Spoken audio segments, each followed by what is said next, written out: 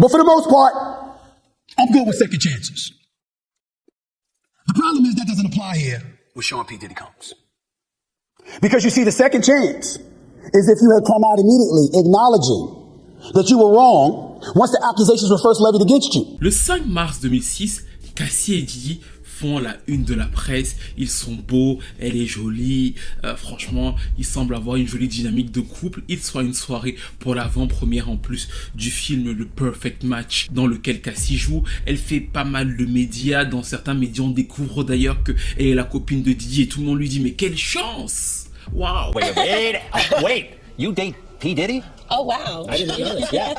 Hold the phone. 2 jours après, il y a encore une autre soirée pour le film. Cette fois-ci, elle est dans une robe verte avec French Montana. C'est encore une fois une Cassie super jolie qui sourit. Et tout ça apparaît dans la presse et ça semble encore une fois couple girls, couple totalement féerique, limite entre l'homme qui a quasiment tout et cette jeune femme qui semble aussi tout avoir, y compris l'amour. Sauf que les événements de ces derniers jours mettent en exergue le fait qu'en réalité, tout était sous nos yeux. Mais avant de commencer, cette vidéo est sponsorisée par She Nation, vous le savez déjà. Flash News, on me souffle dans l'oreillette que She Nation va devenir Make It Shine. À l'instar de Fat Joe qui vous faisait jumper sur Make It Rain, eux ils vont devenir Make It Shine pour faire encore plus briller cette culture du sportwear et de la streetwear. C'est la marque numéro 1 sur le drip. Et il faut qu'on prenne quelques secondes parce que j'ai un petit mea culpa à faire. Vous savez que dans la dernière vidéo sponsorisée par She Nation, je vous avais raconté que mon pote GG avait volé mon bracelet. Un de mes bracelets She Nation que j'adore. Oui, il se trouve que je l'ai retrouvé.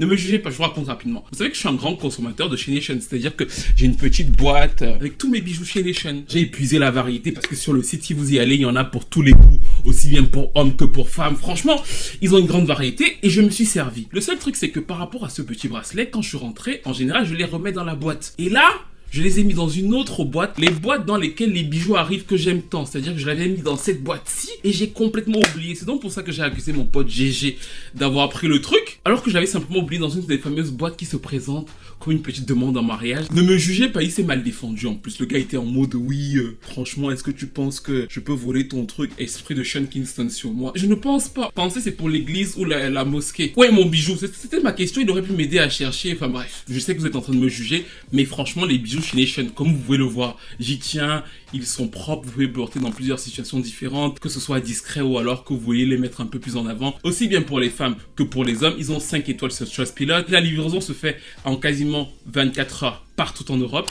Et donc n'hésitez pas à les suivre sur Instagram, à envoyer Club en DM pour recevoir 20% sur votre première commande.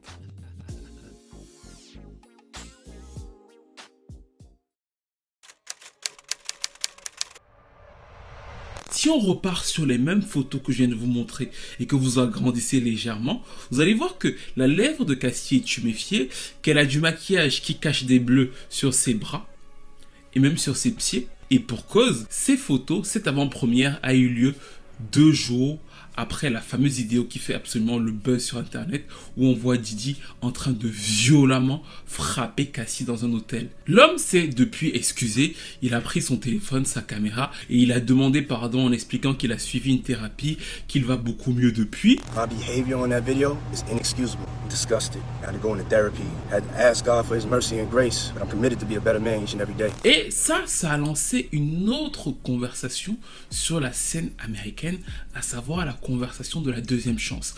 Pour ceux qui connaissent bien l'industrie américaine, ce fut vraiment l'un des trucs qu'on leur reconnaissait, à savoir que tu es tombé, tu vas te relancer. Donc du coup, alors l'histoire, les excuses de Diddy ont relancé cette conversation-là. Le chroniqueur et journaliste Stephen A. Smith a par exemple répondu en disant que pour lui, Diddy ne méritait aucune seconde chance parce que Diddy a menti. Il a dit oui, bah en fait en décembre, il nous avait dit que tout ce que Cassie disait était faux et maintenant il vient s'excuser parce qu'on a vu la vidéo. The career of Sean P. Diddy Combs, as we know it, it's over. I don't know how P. Diddy recovers from this. No wonder he settled the case with Cassie Ventura one day after she had filed a suit against him. Pour moi, il ne mérite aucune seconde chance. Diddy, c'est fini et d'ailleurs, Plusieurs personnes dans le Breakfast Club, plusieurs chroniqueurs américains l'ont dit. Pour eux, Didi, c'est fini. On a d'ailleurs vu que des basketteurs comme LeBron James, même Young Miami, son ex, enfin, plein de personnes l'ont unfollow sur Instagram. Puis, toujours dans cette conversation de la seconde chance, on a eu d'autres sons de cloche. On a eu Iyanla, pour ceux qui ne savent pas qui est Iyanla, c'est une espèce de gourou, présentatrice télé, qui a beaucoup aidé certaines familles afro-américaines en leur donnant les conseils ou alors en réconciliant les liens familiaux, et qui est donc arrivée en disant qu'effectivement, selon elle, le problème était un problème sociétal de façon générale et c'est une autre manière de voir les abuseurs. Elle estime que nous devons revoir notre manière de penser de façon sociétale face aux abus, que même si Didi avait présenté ses excuses dès que Cassie s'était présenté, bah en fait on l'aurait tout aussi bien rejeté que comme ça s'est passé avec la vidéo. So they lie. The number one reason people lie is out of fear. So when they're confronted with something, challenged, accused, attacked about something, in fear, they're going to lie. That's human. He's no less human or no more human because he's Sean Combs. We don't give people place to tell the truth. We have an incredible downfall and issue in this society with personal integrity. Enfin, c'est Iyanla, quoi. Pour les gens qui ne savent pas qui elle est, elle a fait du Iyanla. Puis on a eu la troisième porte de la seconde chance, et pas des moindres, qui est d'ailleurs celle de l'église, la religion. Dans son message, Didi fait est pas bête, il fait quand même référence au fait que Dieu pourrait l'aider, voilà, il prie chaque jour par rapport à ça. Had to ask God for his mercy and grace. Et dans les commentaires même de son post Instagram, on voyait beaucoup, au moment où le post a été fait, de commentaires disant effectivement que on ne peut pas taper sur un homme qui croit, ce genre de personnes. On a vu Kelly Price qui s'est illustrée en disant qu'elle se propose de prier sur Didi, ce qui lui a d'ailleurs amené un backlash. On a eu beaucoup de gens du côté religieux qui ont d'ailleurs été moqués par Dr. Umar Johnson, qui a dit que le meilleur moyen pour Didi de s'en sortir dans la situation actuelle serait d'ouvrir une église parce que beaucoup de croyants lui pardonneront facilement et qui pourraient faire business là-bas. Mais dans ce troisième argumentaire, il y a une personne qui est passée inaperçue, que moi j'ai un peu remarqué, c'est Misa Hilton. Misa Hilton, c'est l'ex de Didi. Didi est la mère de l'un de ses enfants.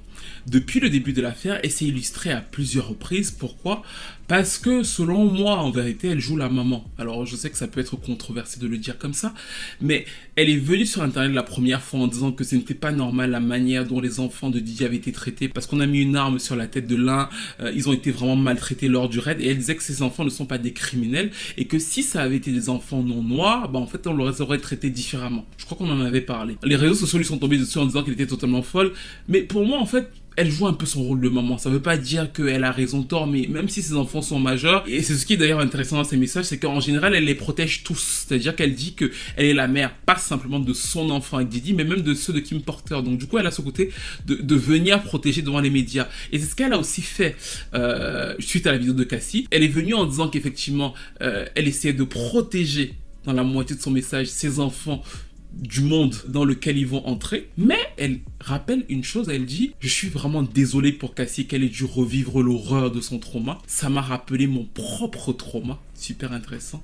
Je sais ce qu'elle ressent. Et elle finit par dire « Je prie chaque jour pour que le père de ses enfants trouve la paix et change. » Et quand elle a dit ça, je me suis dit « Putain, même Misa Hilton prie. » Et je sais que ce qu'elle dit n'est pas innocent parce que l'ancien garde du corps de Didi avait dit que la première fois qu'il a vu Didi frapper sur une femme, c'était elle. They explained it that, yo, he beat that woman till she was crawling up under a car, man. Nous ramène toujours à cette position de la seconde chance parce qu'elle n'est pas dans une position facile. Elle lui a quelque part donc donné une seconde chance. Et si les abus qu'elle a subis, elles, sont avérés, elle se sent quand même dans un sens obligée de défendre les enfants parce que ce sont ses enfants et que voilà, c'est une mère. Et de l'autre côté, de prier pour que l'homme change afin que finalement ses enfants puissent continuer à garder une sorte de relation qu'ils ont avec leur père. Et là, j'imagine que vous vous dites en vous abonnant, en likant, en partageant... Mais pourquoi est-ce qu'on parle de seconde chance? Pourquoi est-ce que Didi ne va pas directement en prison? Pourquoi est-ce qu'on ne l'amène pas en prison tout de suite? Aussi bizarre, fou que ça puisse vous paraître, ça ne veut pas dire qu'il ira pas plus tard. Mais pour le moment, rien ne lui prédit d'aller en prison. Même pas le fait qu'à l'heure je vous parle, il y a une nouvelle accusatrice qui s'appelle donc Crystal McKinney. C'est une ancienne mannequin qui a connu Didi dans les années 2000 au tout début. Elle estime qu'ils avaient une bonne relation au début et qui lui a fait miroiter qu'il allait lancer sa carrière. Ils se côtoient, un jour elle se rend au studio avec lui, les choses se passent plutôt bien, elle arrive, elle fume un joint qu'on lui tend et elle pense que dans ce joint là, il n'y avait pas que de l'herbe, il devait y avoir de la farine pour pouvoir l'intoxiquer encore plus. Et quand c'est fait, finalement Didi l'amène dans un coin, il essaie de l'embrasser de force, et quand il n'y arrive pas, du coup il la force à faire une fellation. Après ça, selon elle, il y a un blackout total, elle sait plus du tout ce qui s'est passé, jusqu'à ce qu'elle se retrouve dans un taxi, et qu'elle rentre chez elle, et qu'elle se dise qu'elle a été abusée, donc après ça, elle va essayer de se relancer dans l'univers de la mode. Ça n'a pas marché et elle va finalement en être totalement blacklistée. Et elle lui porte donc plainte aujourd'hui afin d'obtenir réparation. Alors, si vous me permettez, avant de continuer, j'espère que vous avez déjà vu toutes les 3 précédentes vidéos sur l'affaire Didi. Parce qu'elles se suivent et je pense vraiment, avec beaucoup de modestie, que si vous les avez vues, tout était déjà sous vos yeux. Dans la première vidéo, pour moi, qui est la plus complète sur l'affaire Cassie, parce qu'on l'a fait 2-3 jours après l'affaire, mais je trouve qu'elle reconstitue déjà très bien ce qui se passe. On avait vu qu'effectivement, la vidéo de l'hôtel avait été gardée pour 50 000 $, ce qui a été confirmé avec le leak qui vient d'arriver. Comme il la frappe dans l'ascenseur, l'hôtel a quoi? La vidéo. Un des responsables de l'hôtel vient voir Cassie et lui dit: on a la vidéo de vous en train d'être violenté, est-ce que ça va?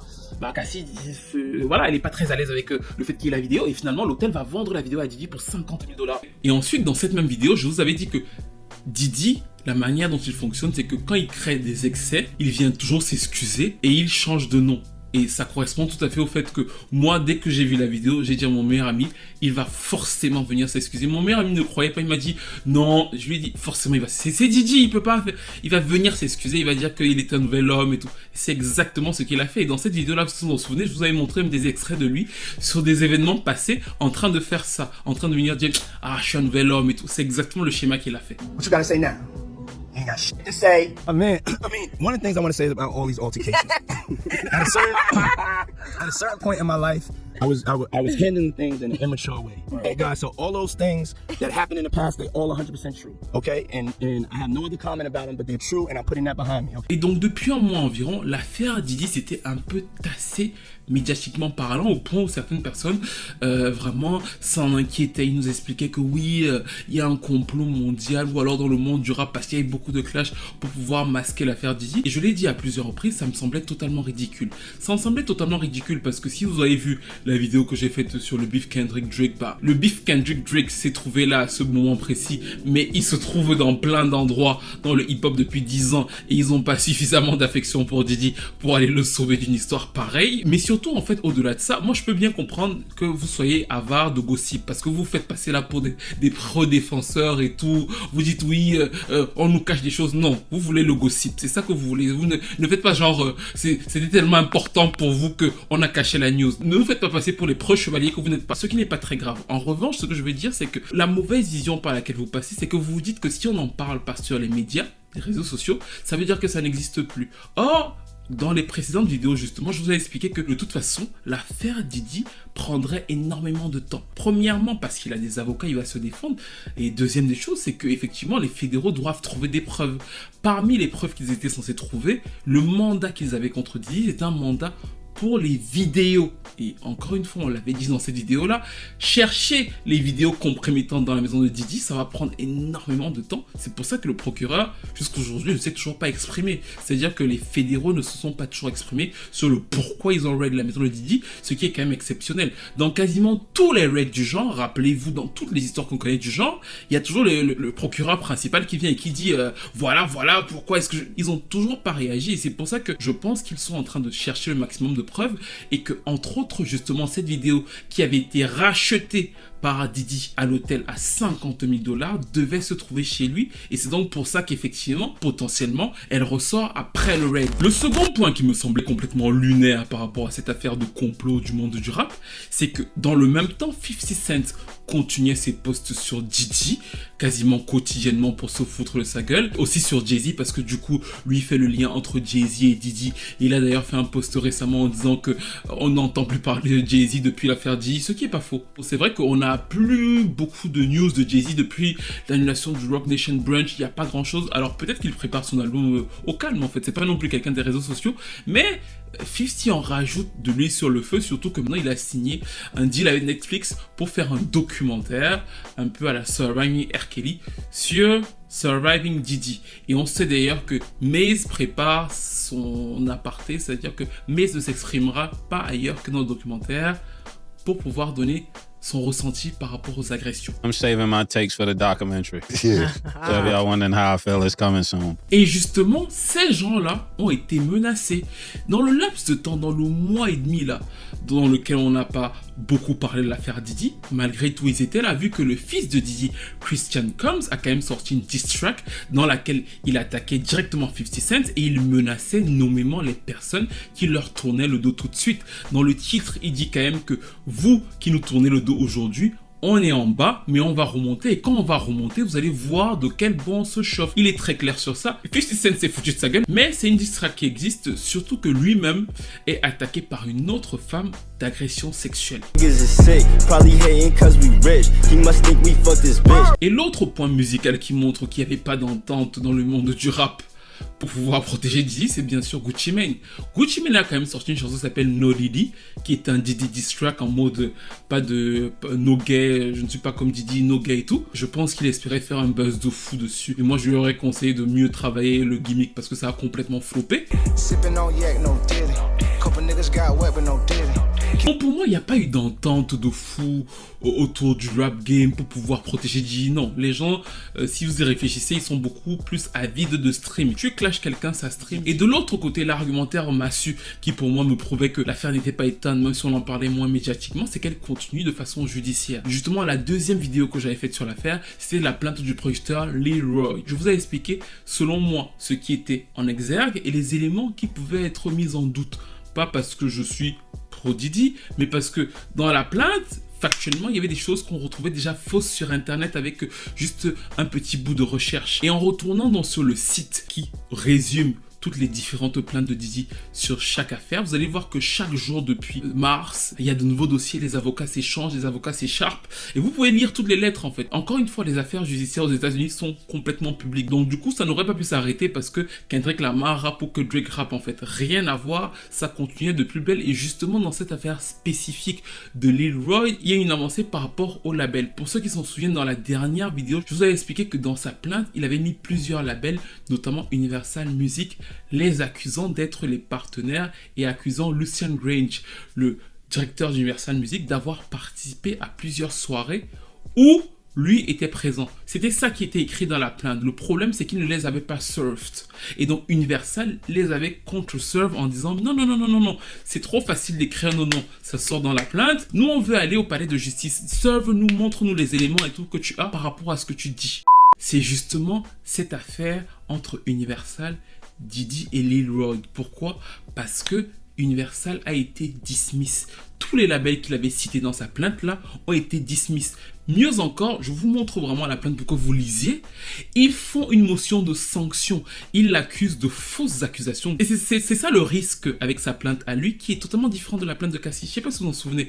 Moi, dès que j'ai eu la plainte de Cassie, je vous ai dit, moi, franchement, je peux me tromper, mais moi, je la crois. Mais lui, je me suis dit, attendons que les juges arrivent. Et les juges ne sont même pas encore arrivés, que chaque jour, on enlève ceci, on enlève cela. Et donc, du coup, Universal dit que sa plainte est fausse. Il l'accuse, même il se fout de sa gueule en disant le plaignant a aussi nommé Universal Music Group pour la défense, mais ça n'existe pas en tant qu'entité juridique, c'est UMG Recordings. Donc en fait, franchement, je vous laisse le lire, c'est 9 pages, mais Universal donc du coup est dédouané. Mais même s'ils sont dédouanés, ils envoient une lettre au juge pour demander à ce qu'ils soient sanctionnés pour fausses accusations. Et donc ça lui donne une sorte d'accalmie médiatique, comme s'il respirait. Vous vous en souvenez peut-être, dès que ça se passe, il fait un post Instagram avec les enfants et tout, ils sont en vacances. Juste après, il dit oui, la vérité prend du temps, mais elle finit par sortir. Il est super content, sans savoir donc que moins d'une semaine après, on va voir la fameuse vidéo qui nous a tous choqués et qui pour moi va entériner une chose très claire. C'est-à-dire qu'avant, il n'y avait pas de preuves claires, irréfutables. Certaines personnes pouvaient se dire c'est Cassie contre Diddy, on n'en sait pas trop. Là, avec la vidéo, c'est fini. C'est-à-dire qu'on sait que au moins elle a été frappée par lui, même si ce n'est qu'une fois, c'est fini. Déjà, ça ne se fait pas, mais c'est tellement brutal en plus, violent, choquant que ça c'est mort. Deuxième point, c'est que le fait que ce soit mort brise quelque chose qui est très important pour lui et son marketing, c'est son image.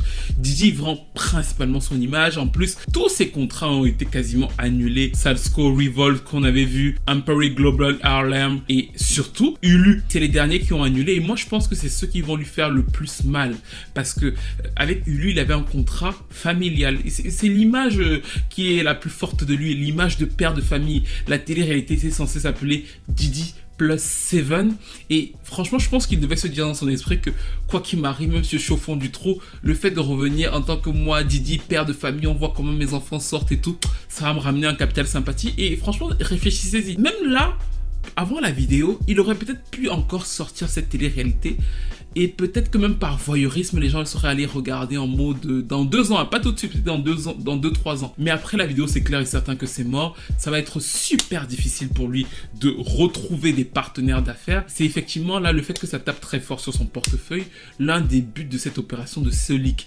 C'est-à-dire que ça va totalement l'isoler. Si tu es isolé, tu peux pas faire d'affaires, bah tu vas commencer à réduire ton niveau de vie, tu vas commencer à avoir des partenaires qui te lâchent. Je sais pas si vous avez vu son dealer, le jeune homme qui était censé lui fournir de la farine, qui avait été arrêté en possession de farine le jour où il montait dans l'avion, a fait un deal avec les fédéraux. On ne sait pas encore de quoi il en retourne, mais en tout cas pour s'en sortir, il va coopérer.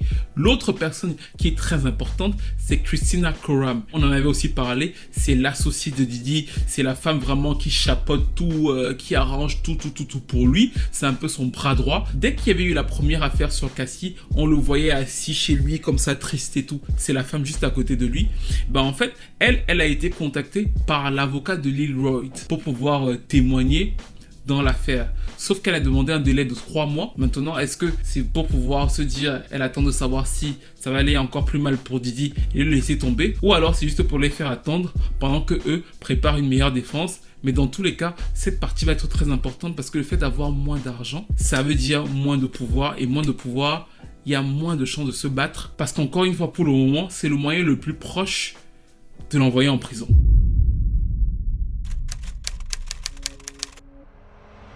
Là, vous vous dites que il est forcément protégé, il a des dossiers sur les faits, sur des politiques, peut-être. Moi, je sais pas du tout si Didi a des dossiers sur des faits et des politiques. Mais en fait, ce qu'il faut véritablement comprendre dans l'affaire Didi, et ça, c'est vraiment important, il faut vraiment que vous le reteniez, parce que je l'ai déjà dit, mais j'ai l'impression que vous ne percutez pas. je m'excuse, je suis fils de prof, donc des fois, j'ai des manies de prof, mais... Je recommence. Aux États-Unis, il y a 2 sortes de plaintes. Plainte civile et plainte pénale. Vous voyez toutes les personnes qui ont porté plainte à Didi et qui sont donc 7. On retire donc Cassie. Ça en fait 6 maintenant. Bon, en fait, elle porte plainte à Didi au civil.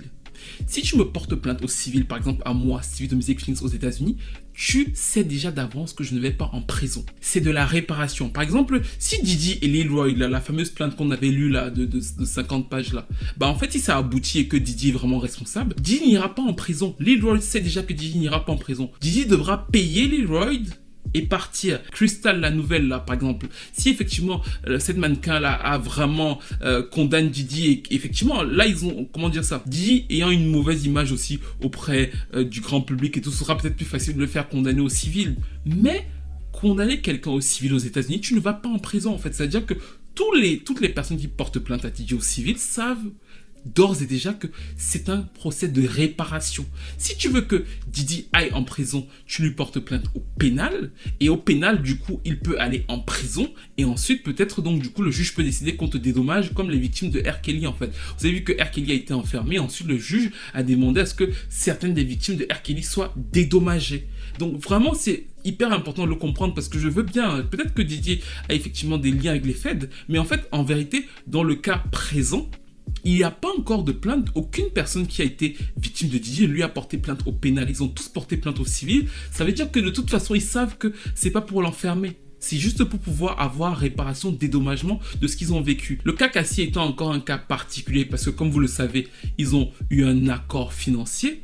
Et que du coup, c'est pour ça que dans les excuses, dans l'accord, il n'a plus le droit de citer son nom. C'est pour ça qu'il ne la cite pas. Il ne dit pas son nom lors des excuses. Mais aussi, la police ne peut pas intervenir sur la vidéo parce que les faits sont prescrits. La police de Los Angeles a fait un communiqué par rapport à ça, invitant les gens à dénoncer beaucoup plus vite ce genre d'actes, parce qu'effectivement, en fait, selon eux, il y a une prescription de 3 ans pour ce genre de fait. Or, la vidéo étant tournée en 2016 et les faits ayant leaké en 2024, la police a vu la vidéo, ils sont horrifiés par la vidéo, mais ils peuvent pas agir contre Diddy parce que la délimitation se faisait jusqu'en 2019. Et donc, en fait, le seul moyen pour le moment de voir Diddy tomber, ce sont les fédéraux, en fait. Je répète bien pour que les gens entendent. Pour le moment, ça veut dire que c'est là où, au moment où vous allez voir ma vidéo. Peut-être que dans 2 heures, il y aura quelqu'un qui aura porté plainte au pénal ou autre chose.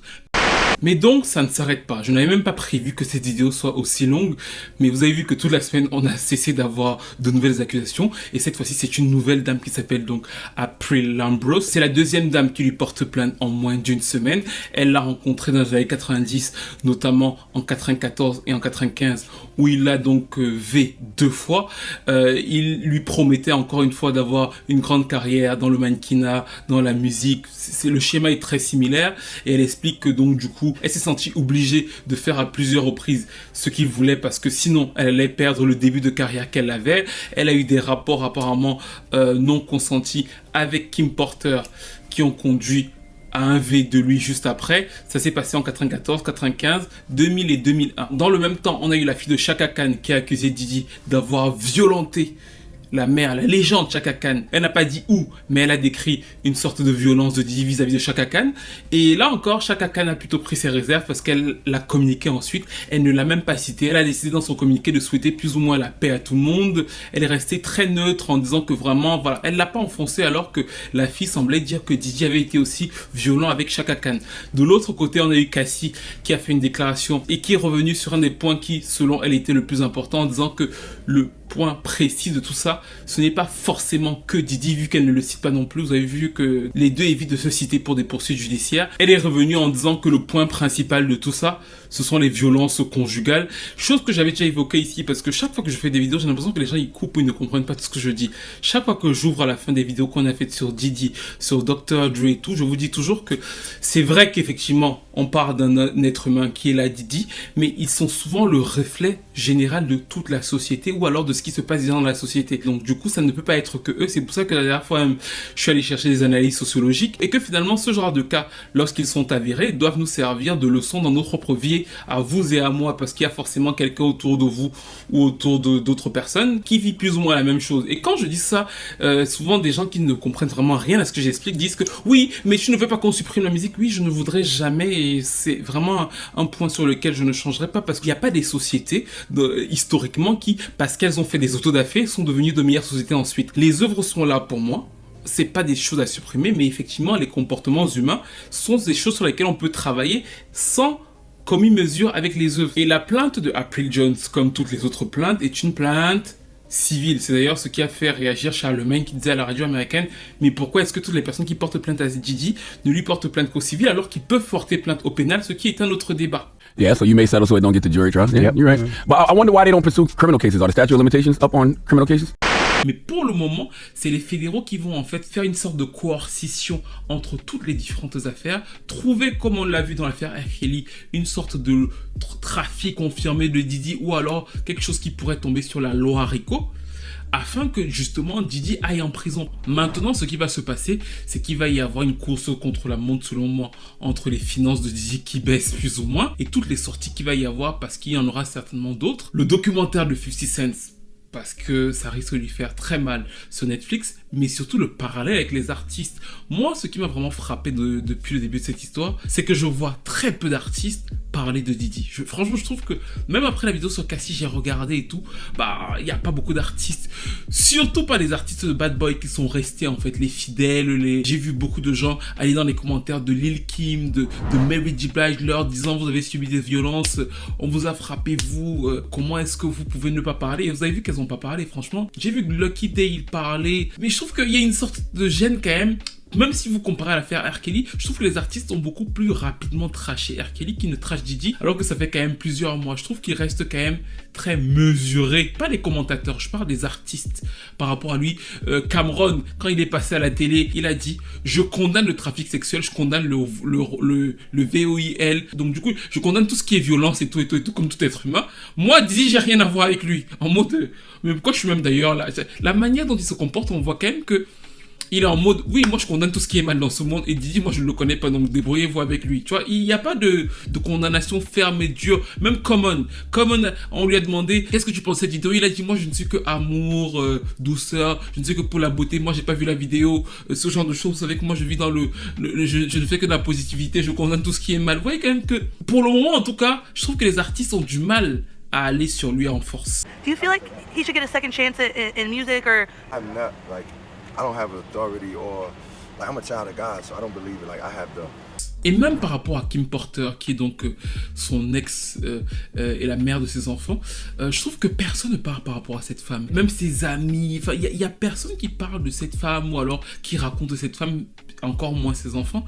Et bien évidemment, sur Internet, tout le monde dit que Diddy l'aurait tué. Moi, je sais pas si Diddy l'a tué, elle est apparemment morte d'une pneumonie. Mais globalement, médiatiquement, l'une de ces chances qui va peut-être donc changer là tout de suite, c'est que il y a encore très peu de personnes qui viennent s'exprimer ou alors directement tracher Diddy. La seule personne que j'ai vue plus ou moins parler de Kim Porter, c'est Kola Booth. Kola Booth, c'est une autrice américaine qui est connue pour avoir été l'ex d'Oussama Ben Laden. Elle dit qu'elle a une relation avec lui et qu'il était physiquement violent. Je suis sérieux en plus avec lui en 96, et c'est notamment pour ça qu'un article du Guardian en 2006 avait retracé son histoire.